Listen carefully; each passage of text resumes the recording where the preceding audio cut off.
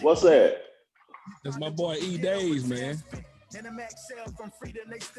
Okay. Man, that's exactly what we talking about today.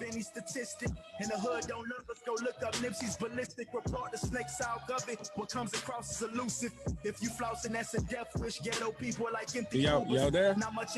Yep. That's that E Days right there, man. Welcome to Two Brothers from C-Hillz. But we're gonna let that play a little bit right quick while we let people get on there. Yeah. Okay.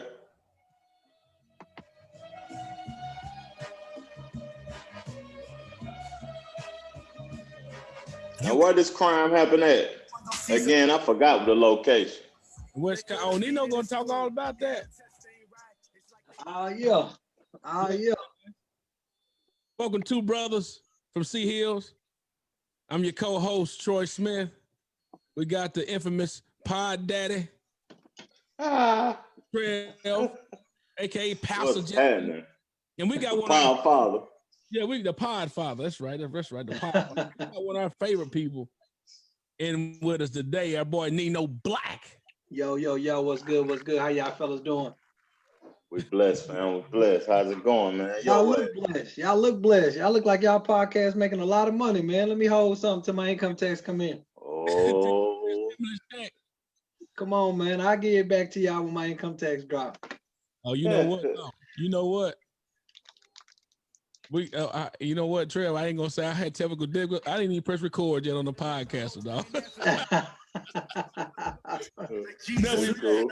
So most of us died, and you'd agree that the Look, man, like I said, welcome to welcome to Two Brothers from C-Hillz, co-host Troy Smith. Is it the Pod Daddy? Which one is it, Trev? The Pod Daddy? The Pod Father. The Pod Father. The Pod Father. Our favorite guest, Nino Black. Thank you all for tuning in with us with the live for the lunchtime right quick. We had some technical difficulties earlier, but we on and popping because we got some real truth to talk about today. And, you know, we had to bring Nino in because Nino be dropping them, that hot fire. Let you see it from all the Jews, man. Them Jews, man. And I'm going to go ahead and let y'all know now, parental advisory is in full effect because this brother don't hold nothing back. Hey, that's that Memphis in me. That's that Memphis in me, man. Hey, that's a good thing, though. That's a good thing. So, welcome, man. Welcome. And, you know, you've been on the podcast before, the Two Brothers.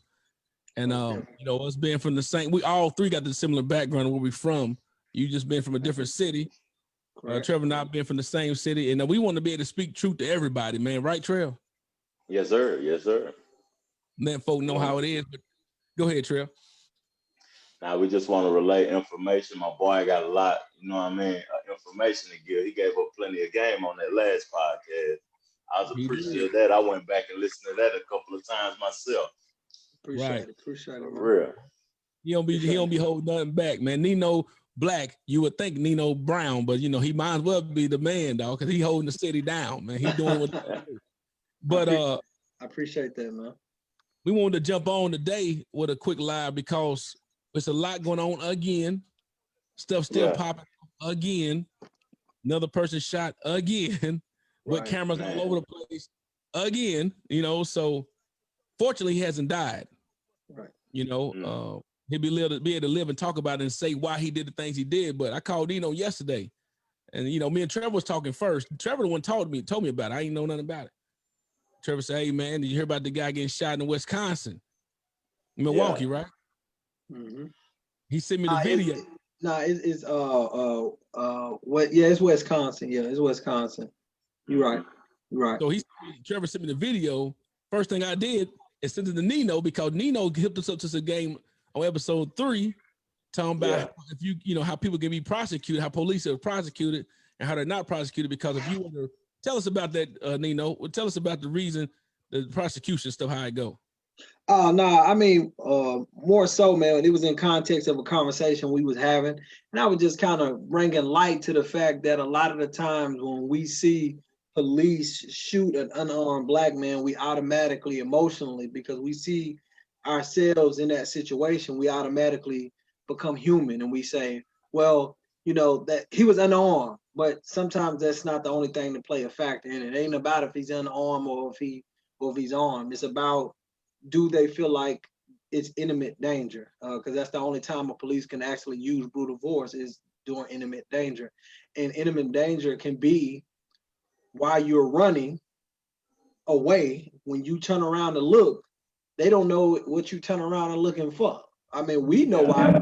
They turn around and looking and see what the police said, but the police gonna use that as a reason to say, oh, we thought he had a gun. He could have pulled a gun out of his waistband and turn around and looking. So what I was expressing to you guys on that podcast was all the go and look at it, because I'm the type of person that I do my own research and I always inquire and employ other people to do their own. Go look. All the police officers that's been convicted is because it was no real imminent danger. The person didn't turn around and look. So, but the key thing you said though, y'all listen to what he said. They didn't turn around and look. Look. Yeah, like if you look at Walter Scott, that's his name. If you look at Walter Scott, when he ran, he just kept running. His head was down the whole entire time. He never stopped. He never turned around to look. And that police shot him, pop, pop, pop in the back. He got charged. He got charged. No questions asked. He wasn't in no danger. You see what I'm saying? But again, I do want to throw this out there. That's the same thing for us. I could break it in your house right now, Troy. I could break in your house right now. Please don't. If I'm running and I'm in your front yard and I got all your jewelry, you gotta let me go. You gotta call the police. You can't shoot me. I can't shoot you. No, you can't shoot me. You shoot. Break that down. Why we, when you people can sue when you in their house and you get hurt in their house and you steal it. Yeah.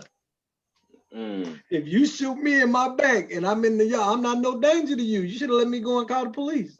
Oh my goodness. What movie was that on where the old man, was that Boys in the Hood? South Central. And South Central. You probably don't know, but that's where the brutal force law came from. Yeah. In that movie, in the state of Memphis, a young boy was stealing. He was 15 years old. And he was jumping over a fence. They shot him in the back, and he died. That's why the brutal force law is even in effect. That's where it came from. And that South Central movie depicted that actual scene that happened. A lot of people don't even know that. Yeah. Memphis like its own state. It's a city though. But nah, man, listen. I'm just saying. But that's where that law came. That's where that law came from. Yeah. But Nino, see what Nino had mentioned, he hit me up the game, and I thought about it because that's why I sent him the video instantly and say Nino, and Nino doesn't see Nino be on top of all this, so don't even worry about it. And I said Nino, so I guess he didn't look back.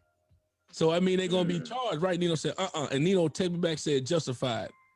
Justified. But only this is the good thing about Nino, he actually break it down. He said this is why justified, because when he opened the door, the gun was still on him, but they didn't see no imminent threat. But as soon as he reached, that's when they said it's a wrap. They lit him up. They're gonna do that every time. They're gonna do that even with the family members and the kids in the deal. Yeah. I mean, because what you gotta understand is that don't matter. That don't matter. Yeah. They automatically look at it like, if I don't pull this trigger, what if you reach in there and I let you get all the way out and you got an AK? I don't give a damn how many of us is out here, nigga. That AK gonna take all of us out. Yeah. So, and that's how they look at it. Now, the problem is that with us, we see so many times. Like I just watched a video where a white boy had a knife. He chasing him around with a knife. They ain't shot one shot to kill him. They hit him with the police SUV. Yeah, and they look at us, and the thing is, we see that and we go, well, that's not fair. Well, they ain't supposed to be fair. They don't like us. They not. Do you think that's a form of fear of the black man for what they have done to the race throughout the years? They are scared. So can I ask you a question? And I want you, and the only way this conversation is gonna go in the right way is if you're being honest with yourself. Yeah. Me and you pull up to a hood store. My girl wants some hood candy, so we got to go to the hood store to get some hood candy. 5 white boys walk past us. Do we feel like anything? We good, right? Yeah. Right. 5 niggas walk past us. What we doing? You gripping something, man. You paying attention, looking around like, where y'all come from? And we from there. We from there. Where's that come from? Where that come from though? Is that media? Is that what is that? Where's that from? Nah, man, it comes from the same place. It comes from the same place of if you put a bunch of pit bulls in a kennel together and you see them fighting, man, they surviving. Like we surviving. We don't have to survive with white people. If you took us to a place like I forgot the name of the place where right now they fighting over land, the hillbillies, they fighting over land to do moonshine. If you took us there and let us stay there for 3 months and we see how they shooting and trying to kill each other over land and stealing moonshine and hooch, if we stayed there for 6 months, we'll be looking at white people different. Now when we, walk up to that store and 5 white boys walk out, we gonna like look at them sideways, like, hold on, motherfucker. PTSD. It's PTSD. It's traumatic experience. I ain't never had a white boy shoot at me. I ain't never had a white boy pull a gun out on me. So I'm not scared of a white boy. When a white boy talk to me, you know what I say? Shut up right now if I punch in the mouth. I ain't gonna, I don't never talk. Right. Yeah, I ain't gonna never talk to a black dude like that. I know what he doing. He upping on me if I talk to him like that. Nah, we good. Let's just hug it out. Let's just talk about it. Hug it out, please. But look, so this is what happened. So when Trevor sent me that video, I sent it to Nino. Nino said just fine. Nino broke it down. And then I called Nino. We had a great dialogue on the phone. I said, that's why we got to go live tomorrow to talk to the people about this. Like I said, parental advisor isn't full of force because I don't know how to say nothing. He going to keep 1,000. And Nino said it was justified because he broke it down. Huh? Say it again. I said, no, it's parental advisor because I ain't saying nothing without cussing. So when we broke it down, he said this. He said, look, man, this is why. And I said, but Nino, out of all that's going on, you mean to tell me he don't know? I mean, we in the U.S., right? So we're not talking about outside of you. We talking about right now. He done been, see, the coronavirus has hit us all hard to where we got to right trail, actually see everything. So we can't say we don't know. Yeah. But he hit me with, but Troy, that's what you think. You think he should know when he may not. And then he broke it down even deeper by talking about this guy that got a lawyer degree, became a lawyer. Right. Passed the bar. So break it down. Tell me like you told me yesterday. Tell us, the people. Okay. See, what basically what Troy was saying was he should know not to reach in his car. And I asked him why, because No, quickly, but not only that, he quickly went to the car. Act like but you know that. He don't know that. And this is just an example of how I know he don't know that. I was talking to a kid yesterday. A kid yesterday had a gun and he was telling me where he got it from. He broke into a car and stole it. I said, do you know right now in the state of Nashville, the city of Nashville, they passed a law called the Castle Doctrine. The Castle Doctrine means your car is now an extension of your castle, meaning you can have a gun in your house and in your car. If somebody try to rob you, you can up them on them, right? I said, why you think they passed that law, young nigga? They passed that law because you sitting out here stealing people's cars, holding people up at gunpoint. They want people to be able to fight themselves. So guess what? If you tried to rob me right now, I could shoot you in your head and I wouldn't even call the police. I just go home and live off my day like nothing happened because it's justified, right? You know what he said? Man, when they do that, it been on the news for 6 months, but he don't watch the news. What is he watching the news for? He's 17. Oh, he watched the news for the weather. To see what Air Forces he gonna wear. So when we sometimes look at it and we go, why don't he know that? Why would he need to? Why would he need to? Why? How many black people wake up every day and say, let me research the laws today? We don't. How we doing that? So tell about the guy that passed the bar then. I was telling him about it was probably about a month ago. I always get my days mixed up, but I got a homeboy that just passed the bar. Shout out to Lamar. He passed the bar, and me and his brother, we all kind of grew up together, but I was closer to his brother. He the little brother. And me and his brother, we done spent time in jail, in and out. He's never been in jail, never did anything. He was telling us, we was talking about stocks and the Robinhood app and stuff. And he was telling me how he was telling another guy that we know about investing in IRAs and CDs and stuff. And he was like, man, how he gonna tell me he don't even know what an IRA is? How you 40 years old don't know what an IRA is? I'm like, you can't say that. You know what it is because it's in your trajectory, because you've been learning that because you went to college. They talk about that stuff. We high school dropouts. Why would we know about that? And he was like, nah, that's just because y'all lazy. Nah, he was like, that's because he lazy and he don't research nothing. I said, why would he need to? I said, right now, if my tire went out. I'm gonna research the nearest tire shop. Okay, that's in my trajectory. So if you ask me tomorrow where a tire shop, well, I know it's one right there on 45th and 15th. That don't mean I'm genius. That means I went through a situation that required me to look it up, right? Yeah. Why would I ever need to look up an IRA or even what the acronym mean? Why would I need that? So my homeboy, the one who's been in jail before, he was like, I ain't gonna lie, I didn't learn about it to this year. And he was like, that's crazy. I said, let me ask you a question. I'm talking to the person, Lamar, who passed the bar. I said, what is a Roxy? He said, a what? I said, a Roxy. He said, spell it. I said, however the hell you spell it, what is it? He was like, shit, I don't know. I was like, I looked at his brother, the one that's been in jail. I said, what's a Roxy? He started laughing. He was like, because a Roxy is a drug. It's a street drug. Yeah. And I was like, why you don't know that? I looked at Lamar. I said, why you don't know that? Why you ain't never look it up? You just lazy, man. You lazy. And he said, no. Yeah. Why would I ever need to know what a Roxy is? I don't do drugs and I don't sell drugs. I said, why would we ever need to know what an IRA is? We put our money in a shoebox. Like, why would we ever need to know what that is? Yeah, that's the truth. That's the truth. You see what I'm saying? And when Troy was saying that, he's like, hey, you know, why he don't know that? Why do he need to know that? I was honest. I mean, but like, you know, when you got we got media all over the place. We get on our phone. I'm quite sure that guy probably got a smartphone, and maybe he don't. That's the assumption. Okay, can I ask you a question? We got all that. Yeah, sure. Why you didn't know that the reason why those other people was getting shot in the back is because they turned around? Why you know that?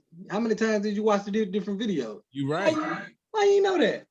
And that's the truth. Yeah. And that's the thing about it. So when I talk to you, that's why he give me that perspective of thinking, dude, that's something, because he may not know, and you think outside of even though you're from the same areas, you get out and start realizing that it may not be the same because you hang around the same people that you hang around with.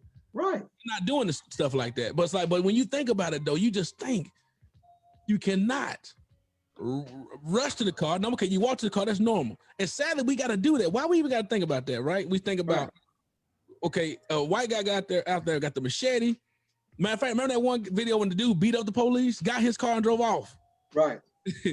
And explain, hey, slow down, sir, stop. But when it comes down to the black guy, of course, it turns around to a whole nother battle. Well, you got to ask yourself this. When you say that, we should have asked that same question to the guy in Atlanta that got killed at the Wendy's. Yeah, that's the problem. You told, that's what you let me know. You said because he actually turned around. Yeah, with the taser in his hand. Taser in his hand, they bow. That's where we got him. They went on and aired him out. But see, you gotta see, the thing is about us as people, as black people, we go on feelings, we go on emotions. So we don't research nothing. Do you know how many times a day I tell somebody, wait, before we have this conversation, did you research this, or you going off what you feel? Because I don't want to have a conversation about what you feel. I'm never gonna win that conversation because of what you feel, right? So I always ask, did you research? Is this facts that you telling me, or is this emotions? And they go, well, I researched it. And 9 times out of 10, they lying. They just, it's emotions. Because when they start talking, I start looking it up and go, how in the hell, where did you look? Because I'm looking right now and you're wrong. Is that how the Trump supporters at times go off of, like the black Trump supporters? Yeah, they go on feelings. Or no, the people that's against Trump supporters. Yeah, they go on feelings. They go on feelings. You can shut it down. Some strategic stuff. But when you go, how many times now, I don't support no political candidate ever. But I ask people who are against Trump all the time, I say, what did Trump do? They go, well, he said some racist about black people. I'm like, all right, what did he say racist? Well, I don't really know. So damn, why are you telling me? Then you making it up? Like you didn't? Did you hear him say it, or did you see it on the meme? I saw it on the meme. Well, damn, it's not the same thing. Yeah, it's not the same thing. Until they can hit me up and say Trevor said such and such. Cool. Did I hear Trevor say it? Did I see Trevor say it? Did he get charged with it? If he didn't, then he ain't do it. Shit, you just hating. I don't want to listen to that. That's the truth. When it comes down to this situation, they're gonna be looked at as justified. Yeah, it's no. I'm willing to bet 100,000 that it's gonna be justifiable. How much you want to bet? I don't want to bet you. It's gonna be the quickest case ever because he did the mostest. He did the mostest. Like he. Now, R.I.P. too. I mean, I hope he recovers well, but he don't have a case in that. He did too much. Ask yourself this: the police broke into somebody's house, and shot her while she was sleeping. They still ain't in jail. Right. You know why? Because the law to a no knock prevents them from being convicted. It prevents them. It makes it. Do you not know me and Trevor right now can go get bounty hunter license and work for a debt collection company, and we can kick in your door anytime we want to? What you mean? Legally. If you don't believe it, go look up Dog the Bounty Hunter. That nigga never knock. What are he knocking for? He said he never knock. What the fuck is he knocking for? I got law. I can come in there anytime I want to. He say, hey, for courtesy, we coming in. But when he get there, he go in. He coming to get his check. Yeah, but that's laws. That's laws that allow that to happen. But we don't know laws. The key thing you just said, that's laws. So that's laws. It was a law just passed. I'm always telling people the importance, and I always try to tell folks to be involved with local government. Because you see more things happen instantly due to the local government than you will. Federally, it's some things put in place, but local government happens that day. I mean, you're going to notice that quickly. So it was a law passed by Governor Bill Lee. It's called a HB 8005, HB 8005, which is basically saying that, you got to have the right credentials to protest. If you don't protest properly, you can be hit with a felony. And when you got a felony on your record, Trevor, what that mean you can't do? If you don't know, it's a simple answer though. It's okay if you don't know just right. No, I know, but I don't. The word "can't" get kind of confusing because what you cannot do then. You cannot do is you have a felony on your record. What you mean, vote? Yes, exactly. Yeah. We have a but you can vote with a felony on your record also. Please break it down, because tell me how that is, because by law it was looking like that it would prohibit you to vote when you have a felon. Yeah. Well, I said. Go ahead. With this specific law, though, they're practically targeting your voting rights. They don't care about nothing else. They really just want your voting rights. But this is why I like the brothers from C-Hillz. This is why I love working with Trevor. This is why I like working with Nino, because we don't mind researching it to make sure we got our facts in order. So when we spread this information, it's literally backed up by facts compared to, that's what it is, like a meme or something like that. How I feel. How I feel. Yeah. My emotions not no. I'm just backing it up with. They're really targeting at the fact if you go out there block a street, if you're out there trying to be on the line they're gonna give you a warning at first, and may not give you a warning at all, but they give folks a warning, and then after that they locking you up, and you're gonna be hit with a felony. And if you got a felony in regards to this, you're not gonna be able to vote.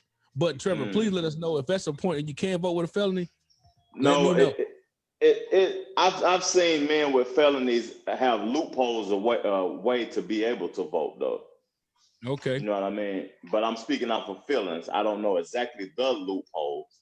So I ain't gonna go no further with that comment though. Okay. I mean, because that's so if that's been the case, if we don't, like as Nino's saying, since we don't know laws, like he told that young guy who the castle rule, I didn't know you can. It's like playing a chess game right there, how you could castle, move your rook over to do certain things. Well, to be quite honest, with that, the castle doctrine, for men like you, for men like you guys who probably are legally able to carry a firearm, that's good for you, because if you're only gonna have your gun in your house and in your car, then you don't need no carry permit to do that. So it protects you. So if you are in your car and somebody tries to rob you and you kill them, they don't walk up and go, "Hey, where's your license? Let me see your license to add it." You don't need one. You see what I'm saying? Right? Huh? They're only in Tennessee? Far as I know, I only research Tennessee. That's why I'm at. That law's different per state. So right. Do your thing, and if you're black, for sure, you're gonna get broke off. Right. So I focus on. In majority southern cities, you can have, you can carry your pistol legally though. Right. Now I can tell you this: the reason why I bet, and this is just my opinion because I haven't looked and researched the whole HB 805. The reason why I bet that they created that is to hold somebody accountable. Yeah. Because if me and you decide to protest and we put out a flyer and 5,000 people show up and we tear up something, who the fuck we blame? Who the fuck did it? Who put it together? We don't know. Now, we want you to come through, do paperwork, help us understand. So as soon as something happened, you did it. There you go. And we're going to charge you for it. man. Well, if you don't have a documentation, so like they had the walk with the young ladies from high school, Yeah. you know, and they got praise and all that stuff. But if you blocking the street and you doing something, you could be hit with a felony, dog. Yeah. I mean, when it comes, so now you gotta be wise about how you do things. So when I read the Rich Dad Poor Dad book years ago, it's two things I took from that book. Number one being you gotta be aware of number one being socioeconomic, the ladders, every level of class matter. Absolutely. Like from the poorest to the wealthiest, every class matter. You know what I'm saying? So that's one thing I got from it. Then also knowing the laws and also when laws change. Because it's going to predict how you're going to do your business. It's going to actually predict how you're going to live your life. Right. So that's why it's important. So I always encourage folks, man, if you're listening to this right now, if you really want to be really woke to me, know how the laws are working and actually get involved with actually change them in that room. Because while you're in that room, you can actually put an input on it. Right. See, the problem is when it comes to the laws, man, when it comes to us as a community, they found our weakness, and our weakness is status, and our weakness is money, is in capital.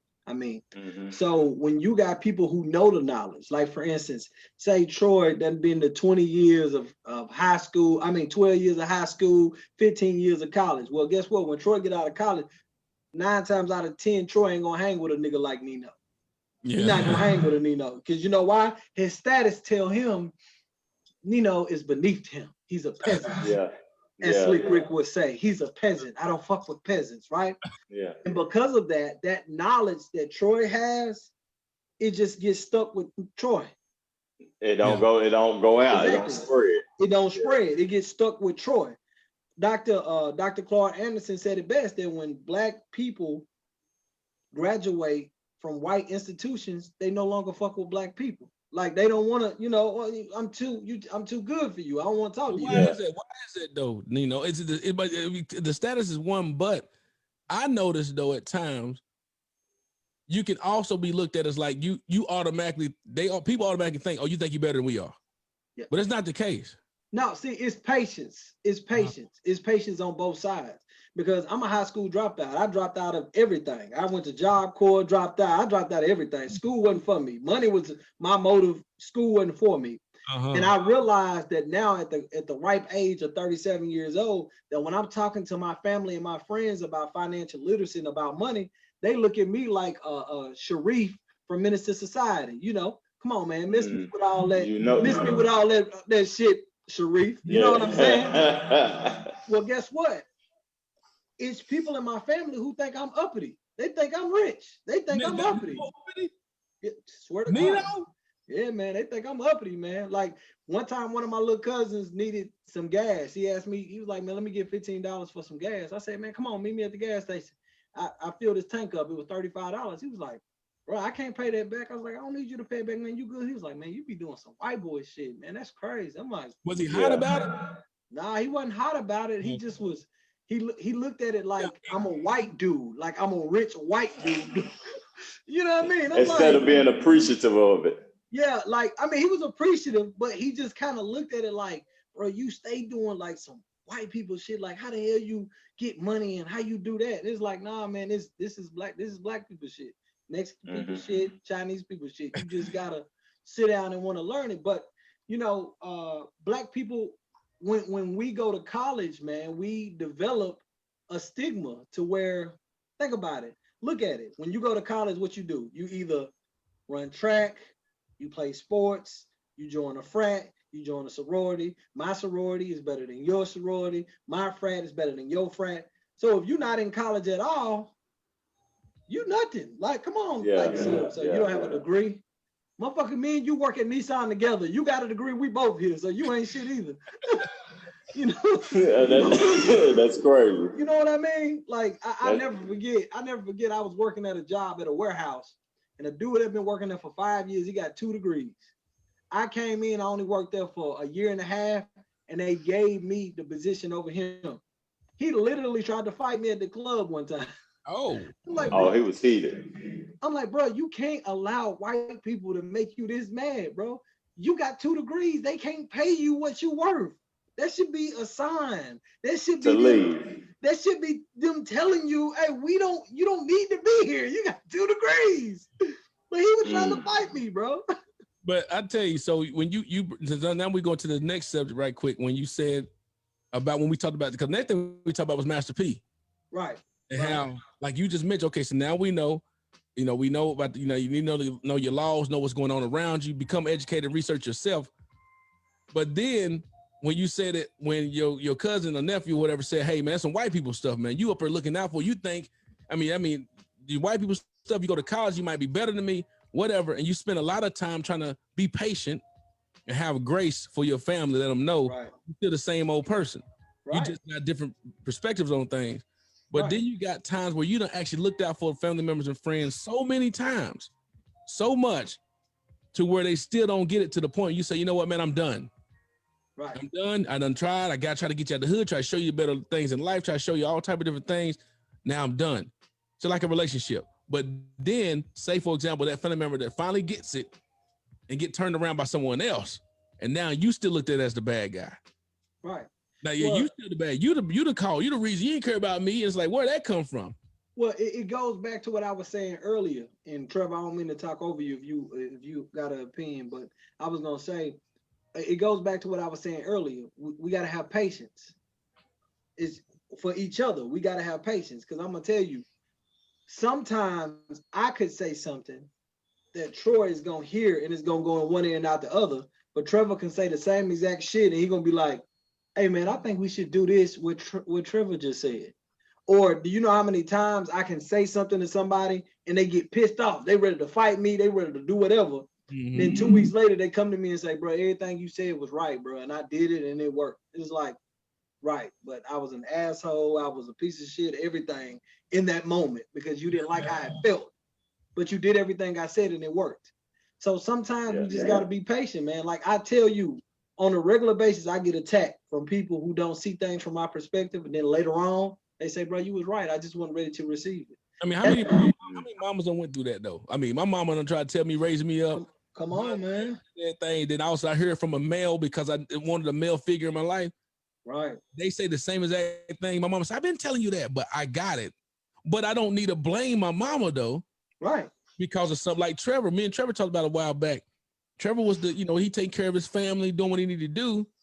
And then when you start deciding, hey man, I gotta pull back. And I asked Trevor one time, what was that, Trevor? When I asked my brother, I talked to my brother one time about one of my brothers. I got a lot of them. And these blood brothers, one of them, a lot of them sold dope, but this one's selling dope. And I said, man, you try to tell a person, hey man, you gotta stop selling dope, man. He said, okay, Troy, I hear what you're saying. But when I'm supporting everybody, he made me see from a different perspective. I'm supporting everybody. And if I stop, that stops everything else. My mama ain't eating, the lights off, everything off. And then Trevor corrected me and said, but that's their fault. Yeah. He said, you and Trevor, break it down. You said, no, that's their fault to tell them I shouldn't be responsible for taking care of grown people. Yeah, because like people don't be caring about themselves at the end of the day. And if a person don't care about themselves and you risking your life to take care of somebody who don't care about themselves, that's not your responsibility at the end of the day to take care of that individual. Because you ruining your life, you risking your life, you can lose years and years of your life taking care of somebody who don't care about themselves. So at the end of the day, that's not your responsibility. I've experienced that. That's why I'm saying that or whatever. And then I'm sorry, right quick. But Trev, you've been a person who actually, everyone knows what Trev's profession was at one time. Everybody know that. But to see you go to where you are now, how much of a battle do you have to show people that, no, I'm still the same Trevor? I just, I'm doing the different moves. That's all I'm doing. I'm still the same Trevor. I might not be the same Trevor. Let me correct myself. I might not be the same Trevor because my mind had to revert to a whole totally different thought process. Like, I don't be caring about some of the stuff I cared about in the past. Like, I'm totally removed from that lifestyle. Like, when I was talking the other day about the 3 F's, did you see me post that? Yeah, I seen it. I would rather have support from YouTube brothers than have a family member, support from a family member, a friend, or a fan. You know what I'm saying? I'd rather have support than family members, friends, and fans, because if we ain't here to support each other, then what value are we to each other? You know what I'm saying? Even as a family member. Right. Right. So Absolutely. that like what you saying about that or whatever, that's like, if we ain't supporting each other and you don't care about yourself, I can't take care of you. I can't assist you throughout life, throughout your whole life. You know what I mean? Right. I remember one time I was at the movie theater and I was talking to my girl, and my girl was telling me about a friend of hers that has like a drug problem, drinking problem. I forgot what the issue was. And she was saying that everybody's trying to help the girl and the girl still be stealing from them and stuff. And why? And you got to think about how my mind works. So we in the movie theater, and you know how the movie theater had those little posts and you got to walk through the post to get to the booth to pay. You know what I'm talking about? You know, those little movable things that you can pick up and move around that just got the tape on it or whatever, or, you know. Yeah. So we was talking and I said, look at these posts right here, right? I was like, if you got a paraplegic and somebody took their legs from them and they fall, they're going to grab on each one of these posts to try to get themselves back up, right or wrong. And she was like, right. And I said, and they're not bolted down into the ground. What you think them posts going to do? She said, they're going to fall down. Right. None of the people who trying to help this person is even stable enough to be helping this person. But y'all keep allowing this person to keep grabbing y'all. No, you need to let that person deal with themselves until you at least bolt yourself into the ground. Because what's going to happen is you're going to look up and there's going to be one person who don't want to help themselves and 15 people who were trying to help themselves that now all down on the ground with her. It's like, no, you can't do that. You got to step back and allow that person to want to help themselves. So what about the thing then? Say what? What about the C-Murder thing then? You know, so where is Master P gonna be looked at as the bad guy, Nino, or is he gonna be looked at as the good guy? Because he's already having to now retaliate because he's letting the trolls get to him. Yeah, no, I mean it's not so much. It's not so much as letting the trolls get to him.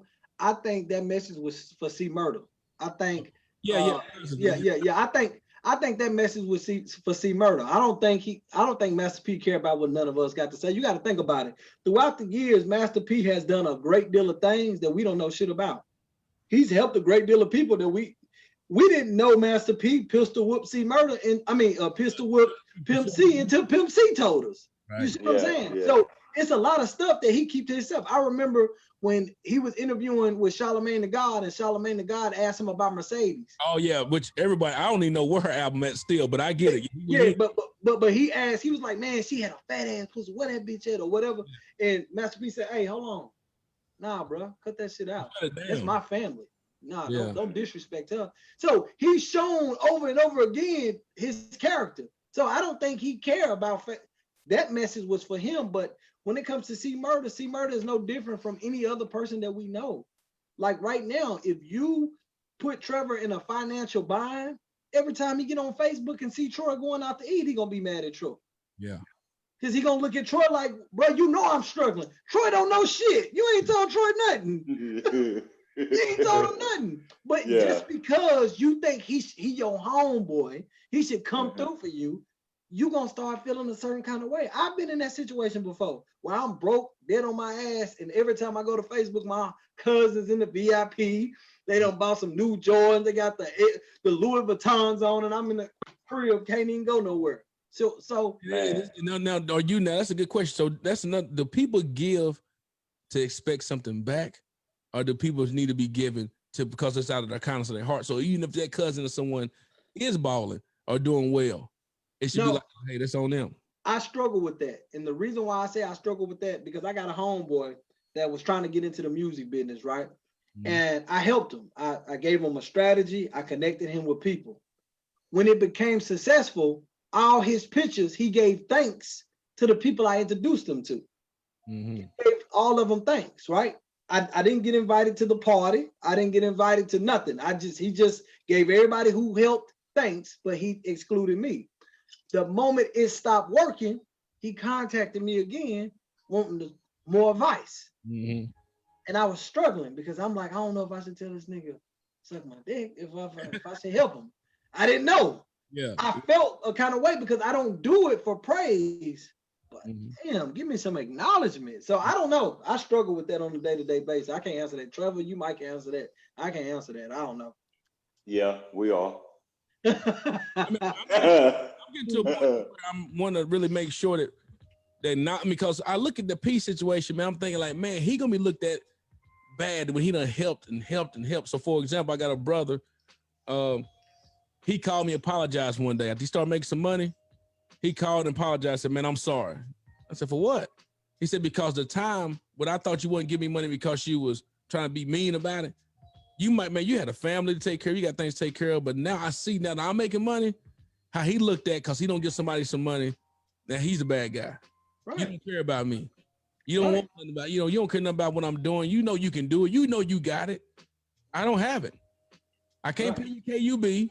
I can't pay your NES. I don't have to pay my mama's mortgage. Stuff like that where it's like, dude, I'm taking care of other things. I just can't do it for you. And then you looked at it as a bag. I had a brother on this. I had one other brother on this. Literally, he was out of here, like on his deathbed, it seemed like, the way his girl had made it seem. We all called, all my other brothers and sisters got together and said, hey, we need to call and check on so-and-so. We calling this girl to check on him.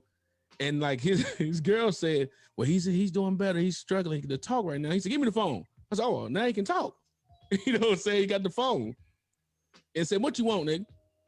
Oh, I don't even say that. No, man, I'm just want to check on you, bro. Make sure you're doing good. Y'all don't care about me. Don't nobody care about me. You ain't call about me before. I like, dude, I call you all the time. I done helped you out in time of need. He said, oh, with that $40, $50, the $80? I said, you know what? Honestly, that was actually my last I gave you. Because you know what I did? I gave it to you on a credit card. All I had was left was $40 on the credit card. I gave you my last. And then you come at me like that. I said, but you know what, dude? You don't know no better. It's okay.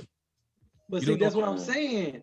In that situation, in that moment, he is more emotional than he is logical.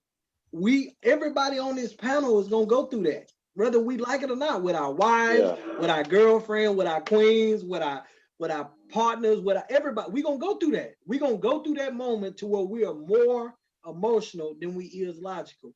He was going through something. I'm not telling you not to blame him, because I still feel like for every action is a reaction. If that was somebody I knew, I would have went over there and smacked him right there in his bed, because you're disrespectful. You can't disrespect me. I'm on my way. Now, my perspective of the giving situation that y'all talking about is that I give when I can. I don't give when people ask. I never no more, because me thinking about the streets or whatever, people thought at one point that I had so much money that if I gave them something, they never gave it back. You know what I mean? And I didn't want to react in violence to lose everything that I've attained and, achieved or whatever. And I don't give when people, want something. I give when I'm capable, when I feel like. I know that might be uncomfortable or whatever, but like when I'm down bad or whatever, it's just like, I don't even know how to ask for it, because I got to go get it myself. Yeah. And I think it's a problem not knowing how to receive also. Right. Because coming from the street backgrounds and that lifestyle, a lot of people don't know how to receive. Right. One of my OGs said that if a family member asked him for $500, he'd give him $250. He said, because if I lose $250, I'm fine. If I lose $500, I'm coming to get it. I said, I heard that. That's what he told me. Look, every year for New Year's Eve and for Christmas, he throw this big elaborate dinner. I'm talking about a spread to feed about 60 people every year. And I always call him, be like, you need me to bring anything? He like, no. When I get there, I ask him one year, I said, bro, why you never let nobody bring nothing? He said, you know why? Because when you ask people to bring something and they don't bring it, now y'all beefing with each other. I'd rather not even ask nobody to bring it. I'd rather just do it myself.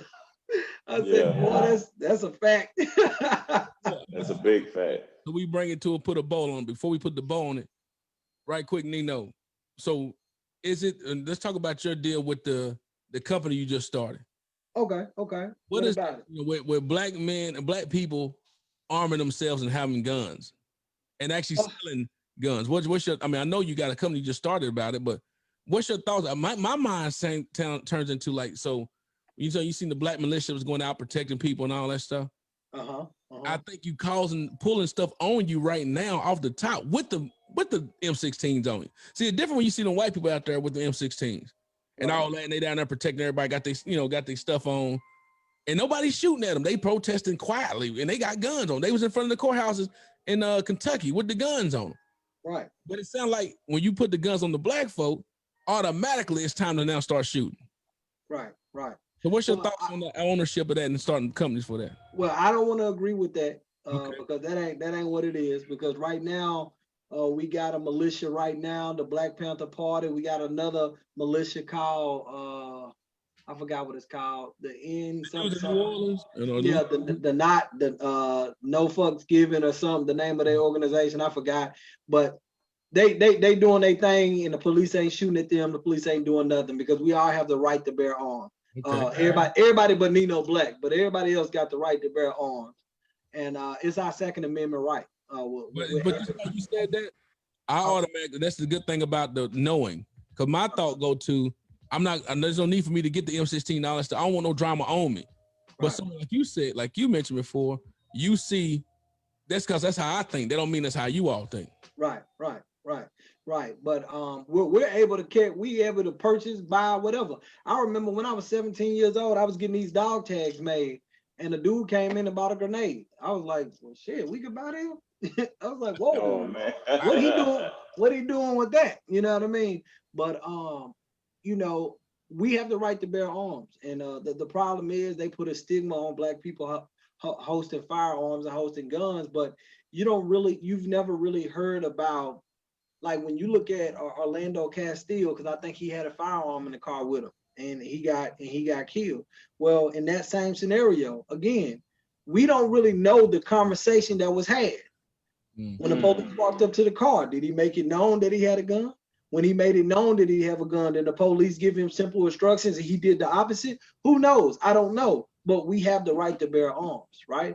And we have the right to go through the actual process to get guns and buy guns. Do you know how many people from our neighborhoods that wouldn't have a charge on their record right now if they knew they only had to wait 2 more years to go buy a handgun? Can you imagine? Yeah.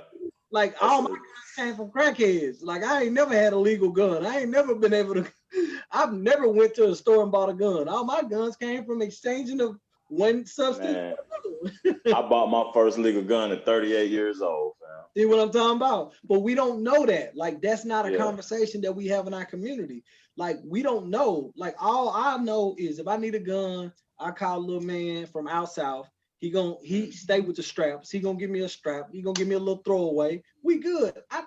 Instead of getting that gun with him, getting caught with it, the serial number scratched off, getting a felony, it may got a body on it, get caught in that situation, I can just go to damn Dick's Sporting Goods and buy the same gun.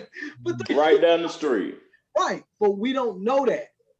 See what I'm saying? So most of us caught charges at young ages, just not being patient and not being informed. So I started a company. The company I got is G Streets Gun Accessories and More, and we practically we're gonna sell all day carries, which are like gun holsters, knives, gun magnets, and such and stuff like that, man. So we got our own customized gun magnet that I created, man. I actually created that thing from scratch, and I got it manufactured in China, and it's popping, man. People love it.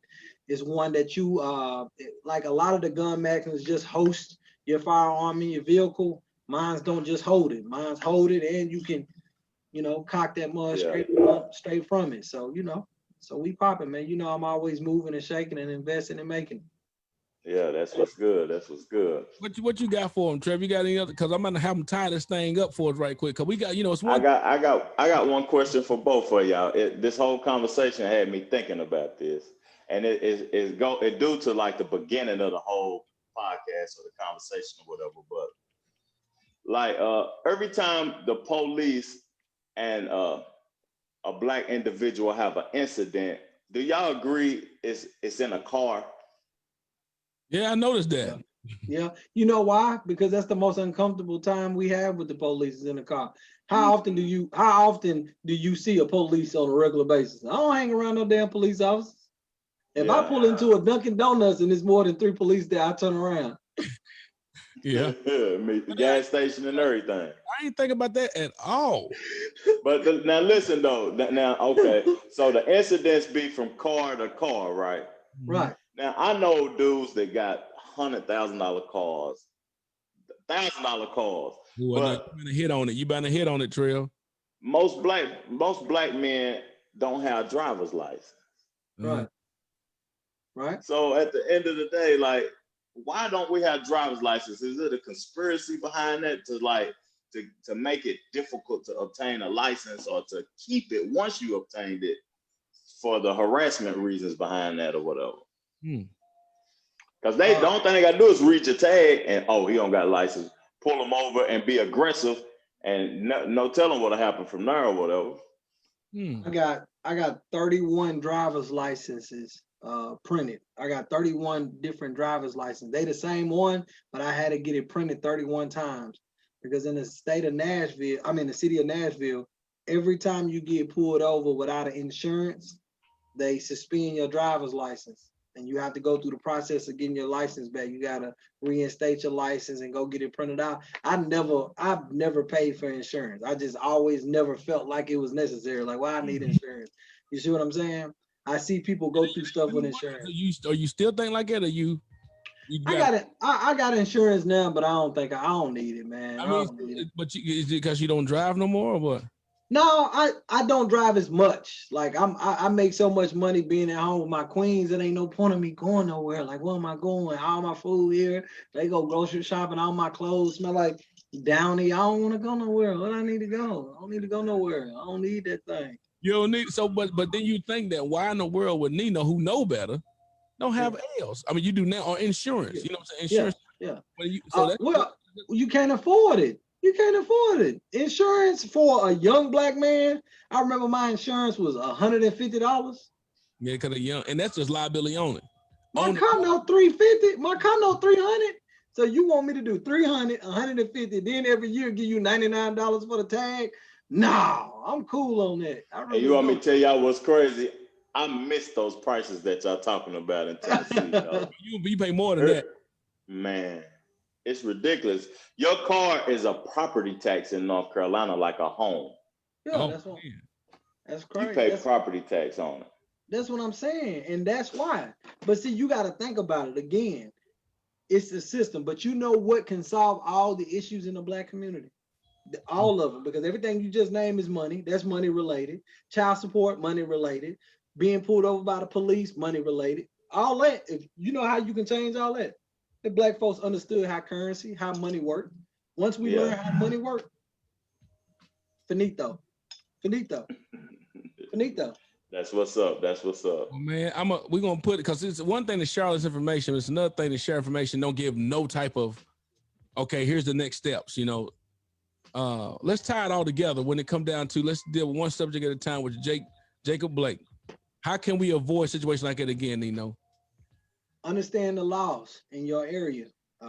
Even if you stop watching YouTube, stop watching World Star, stop watching Facebook conversations without researching.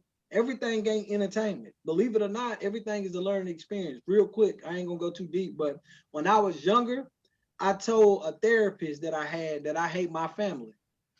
He said, why? And I was telling him, my mom on drugs, my dad ain't there. This is it. He said, all this is just setting you up to be a great man because you know what it's like to be on drugs because you see your uncle. You know what it's like to be an alcoholic. You see your auntie. You know what it's like to be a gambler. So do you want to be any of those things? Hell no. So that's the same thing when you're watching these videos and you see, Philando Castile, you see Blake, you see all of these things.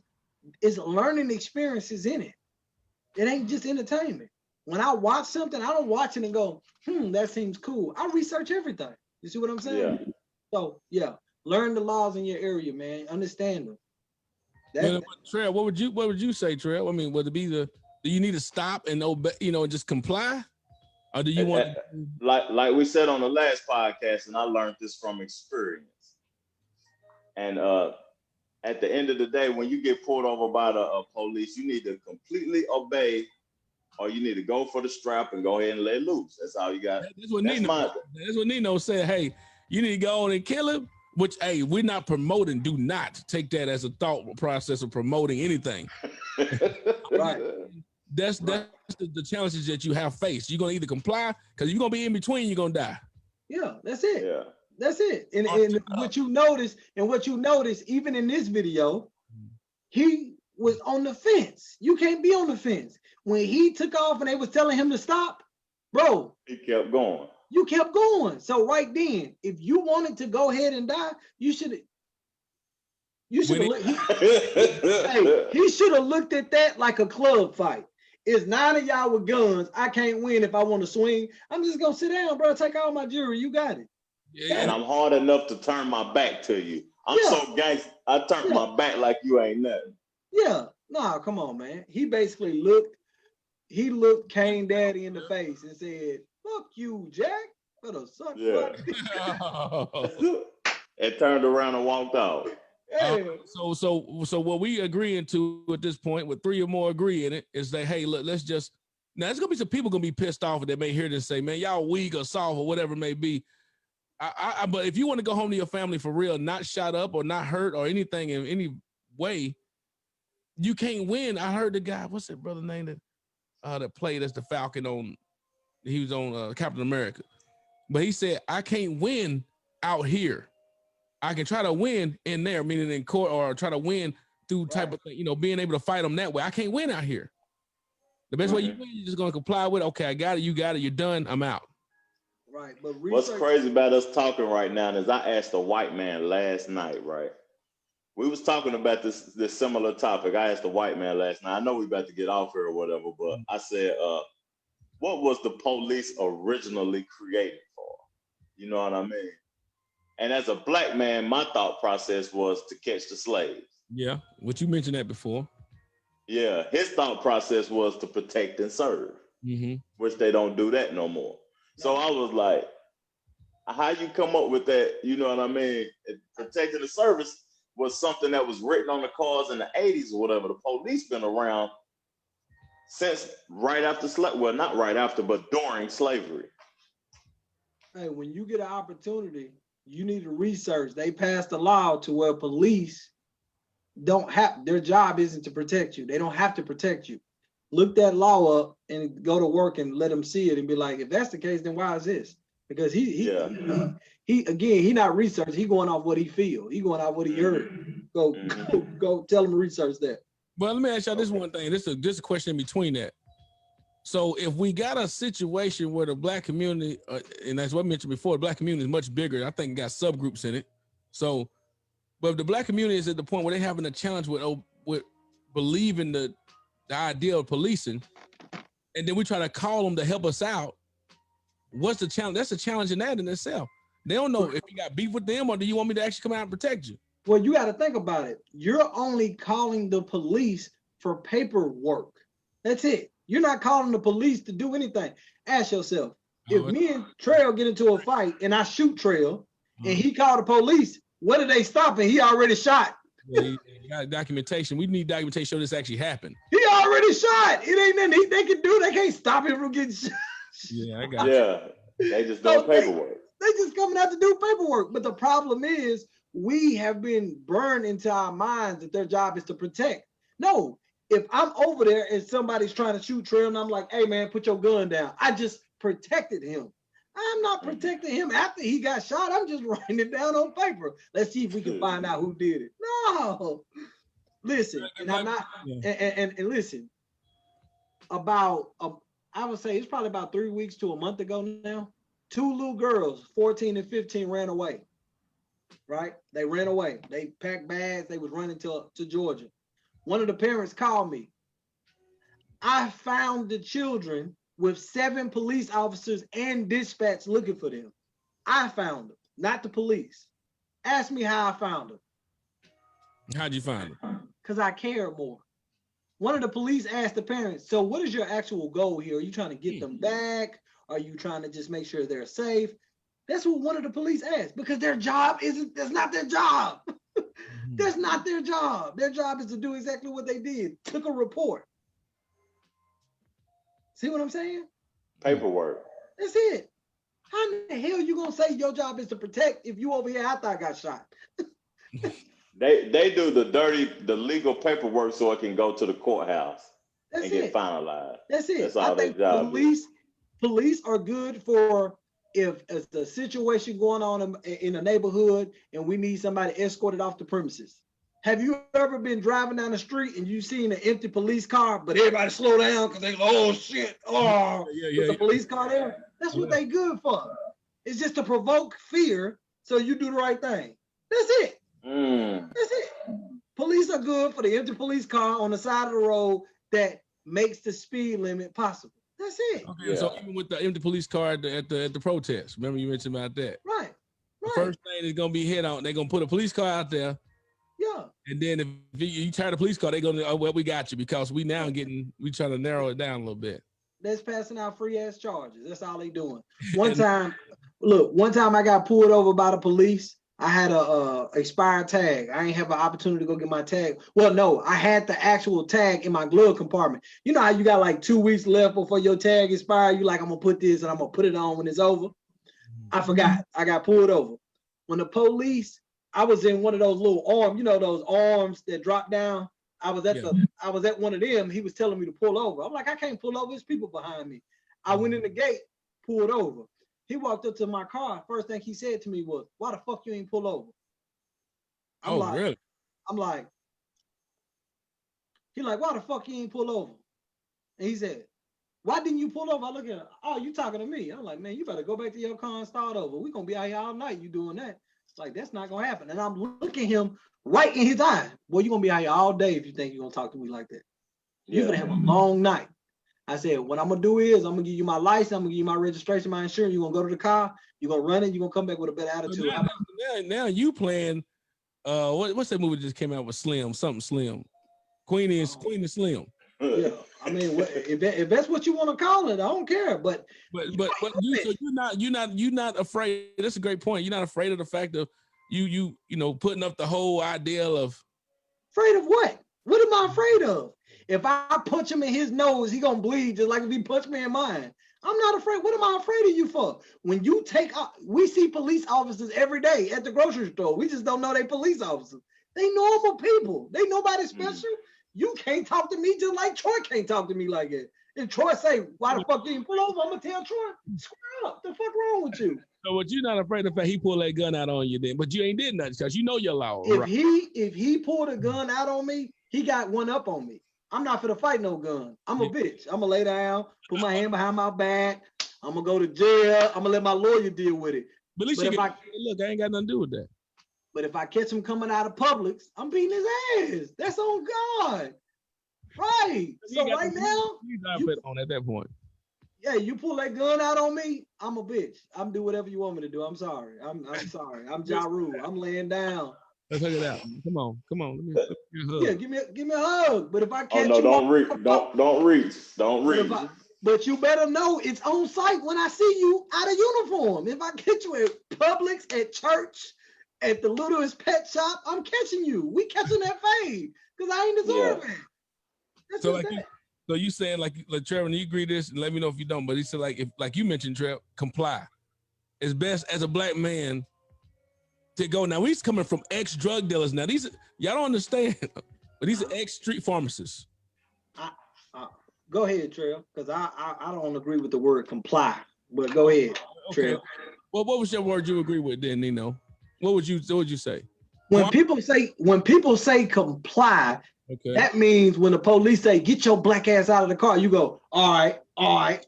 Nah, I ain't going that way. You still gotta respect me. Okay. I pay you. We paying you. You don't talk to me like that. You want me to get out the car? Ask me to get out the car. Fuck wrong with you? They ain't going down like that. Use a synonym. What's another word to use for comply there for you?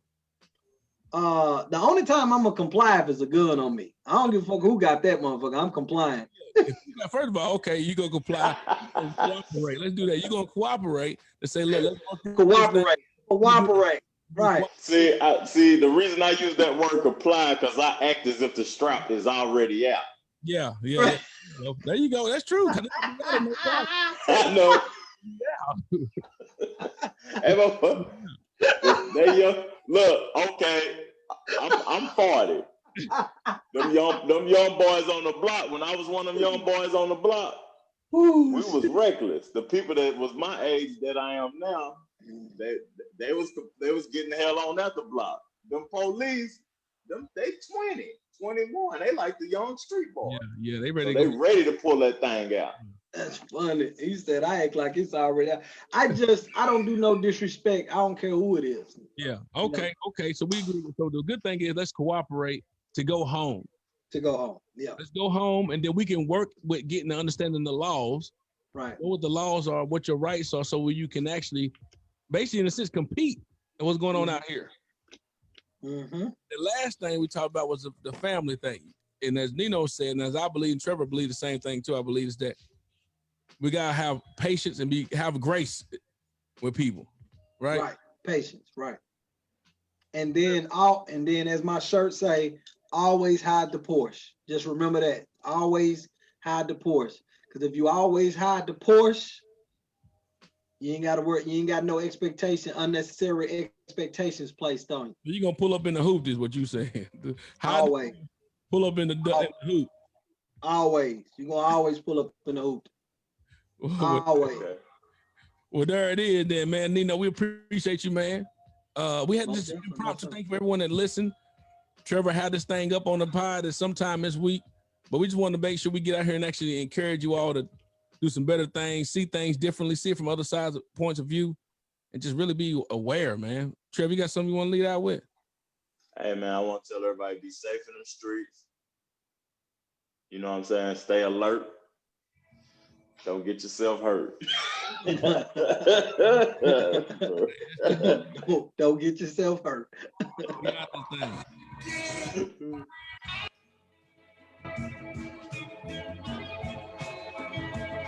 Okay.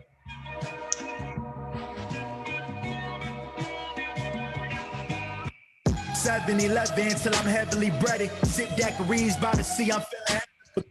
I swear